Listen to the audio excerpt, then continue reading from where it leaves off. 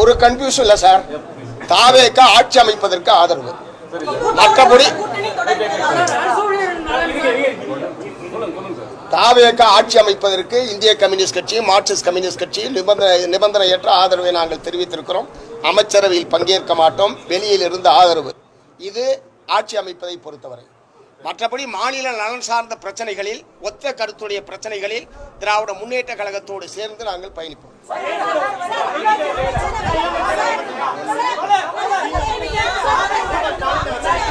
முதல்ல உங்களுக்குள்ள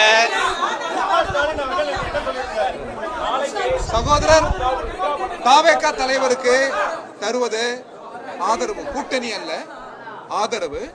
கூட்டணி என்பது குறைஞ்சபட்ச ஒரு செயல், நாட்டு நலன் சார்ந்த சில திட்டங்கள், இவைகளெல்லாம் முன்மொழிந்து அவ்வாறுதான் அது அமையும்.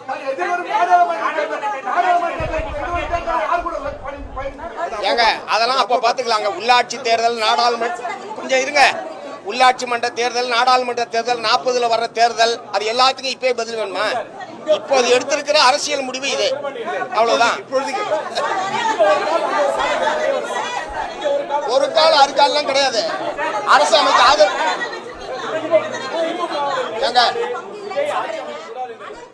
கிடையாது.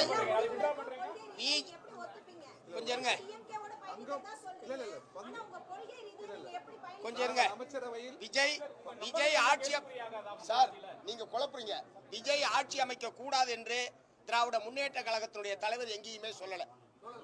அவர் ஆட்சி அமைக்கட்டும், அவர் ஆட்சி அமைக்கட்டும், நாங்கள் எதிர்க்கட்சியாக இருந்து சிறப்பான எதிர்க்கட்சியாக செயல்படுவோம் என்றுதான் திராவிட முன்னேற்ற கழக தலைவர் அறிவித்திருக்கிறாரே தவிர தாவேக ஆட்சி அமைக்க கூடாது என்று எங்கேயாவது சொல்லியிருக்காரா? எங்கேயாவது சொல்லியிருக்காருன்னு கேட்கிறேன். அப்புறம்